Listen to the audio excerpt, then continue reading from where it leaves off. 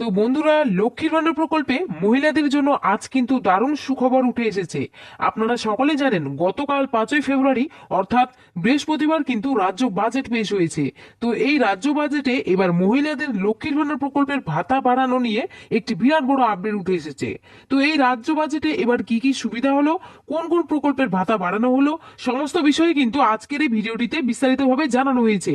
তো গতকাল কিন্তু বাজেটে সরাসরি ঘোষণা করে দেওয়া হয়েছে যে 500 টাকা করে বেশি পাবে লক্ষ্মীর ভান্ডার প্রকল্পের টাকা সমস্ত মহিলারা। তো কোন মাস থেকে এবার মহিলারা এই বেশি টাকা পাবেন, কারা কত টাকা করে পাবেন এবং নতুনরা কবে পাবেন, এছাড়াও রাজ্য বাজেটে আর কি ঘোষণা করা হয়েছে, সমস্তটাই কিন্তু জানতে পারবেন আজকের এই গুরুত্বপূর্ণ ভিডিওটির মাধ্যমে। তাই ভিডিওটি স্কিপ না করে সম্পূর্ণ দেখবেন। আর বলবো, আমাদের এই ছোট্ট চ্যানেলে কেউ যদি নতুন দর্শক হয়ে থাকেন, অবশ্যই চ্যানেলটিকে সাবস্ক্রাইব করে পাশে থাকা বেল আইকনটি অন করে রাখবেন। তো চলুন বন্ধুরা, আজকের ভিডিওটি শুরু করছি যে আজকের এই আপডেটে কি জানানো হয়েছে। দেখুন, রাজ্য বাজেটে বড় ঘোষণা, বাড়ল লক্ষ্মীর ভান্ডার, 4% বৃদ্ধি পেল ডিএ। তো বন্ধুরা, এই আপডেট নিয়ে আরেকটু বিস্তারিত আলোচনা করা যাক কি বলা হয়েছে। কোন বলেছে, ভোটের মুখে বাংলার মানুষের জন্য একের পর এক বড় ঘোষণা করলো রাজ্য সরকার। গতকাল বৃহস্পতিবার বিধানসভায় 2026 ও 27 অর্থবর্ষের অন্তর্বর্তী বাজেট পেশ করেন অর্থ দপ্তরের প্রতিমন্ত্রী চন্দ্রিমা ভট্টাচার্য।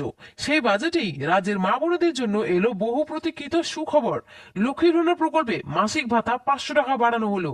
এই বাড়তির ফলে বর্তমানে সাধারণ শ্রেণীর মহিলারা যে 1000 টাকা পেতেন তা বেড়ে হলো 1500 টাকা। অন্যদিকে এসসি ও এসটি শ্রেণীর মহিলাদের ভাতা 1200 টাকা থেকে বেড়ে দাঁড়ালো 1700 টাকায়। লক্ষ্মীর ভান্ডার প্রকল্পে এই অতিরিক্ত ব্যয়ের জন্য রাজ্য সরকার আরো 15,000 কোটি টাকা বরাদ্দ করেছে। পাশাপাশি এই প্রকল্পে নতুন করে যুক্ত হচ্ছেন আরো 20,62,000 মহিলা উপভোক্তা। এদিন রাজ্য সরকার মোট 4,06,000 কোটি টাকার অন্তর্বর্তী বাজেট পেশ করেছে। লক্ষ্মীর ভান্ডারের পাশাপাশি সরকারি কর্মীদের জন্য বড় ঘোষণা করা হয়েছে। সপ্তম বেতন কমিশনের আওতায় রাজ্য সরকারি কর্মীদের মহার্ঘ ভাতা 4% বাড়ানো হয়েছে। ফলে ডিএ 18% থেকে বেড়ে হলো 22%। এই বর্ধিত হারে ডিএ আগামী 1 এপ্রিল থেকে কার্যকর হবে। স্বাস্থ্য ক্ষেত্রেও গুরুত্বপূর্ণ সিদ্ধান্ত নেওয়া হয়েছে। জানানো হয়েছে, এবার থেকে গিগ কর্মীরাও স্বাস্থ্যসাথী প্রকল্পের আওতায় আসবেন। পাশাপাশি অবসরপ্রাপ্ত রাজ্য সরকারি কর্মীরা রাজ্যের হেলথ স্কিমে যে 2 লক্ষ টাকা পর্যন্ত কেসলেস পরিষেবা পান, তার বেশি খরচ হলে অতিরিক্ত খরচের 75% কেসলেস পরিষেবার আওতায় আনা হবে। যুব সমাজের জন্য একাধিক ঘোষণা করা হয়েছে। নতুন প্রকল্প যুব সাথীর মাধ্যমে রাজ্যের যুবক যুবতীদের চাকরি পেতে সহযোগিতা করা হবে। এছাড়া 21 থেকে 40 বছর বয়সী বেকার যুবক যুবতীদের মাসিক 1500 টাকা করে ভাতা দেওয়ার কথাও ঘোষণা করা হয়েছে। কৃষি ক্ষেত্রেও মিলছে স্বস্তি। ভূমিহীন কৃষি শ্রমিকদের বছরে 4,000 টাকা করে দেওয়া হবে, যা দুটি কিস্তিতে 2,000 টাকা করে মিলবে। পাশাপাশি কৃষক বন্ধুদের ভাতা মাসিক 1,000 টাকা করে বাড়ানো হয়েছে। আশা কর্মীদের মাসিক বেতন বাড়িয়ে করা হয়েছে 6,000 টাকা।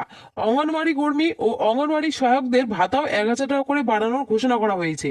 এছাড়াও কর্মরত অবস্থায় তাদের মৃত্যু হলে পরিবারকে 5 লক্ষ টাকা আর্থিক ক্ষতিপূরণ দেওয়া হবে। এই খাতে রাজ্য সরকার 280 কোটি টাকা বরাদ্দ করেছে।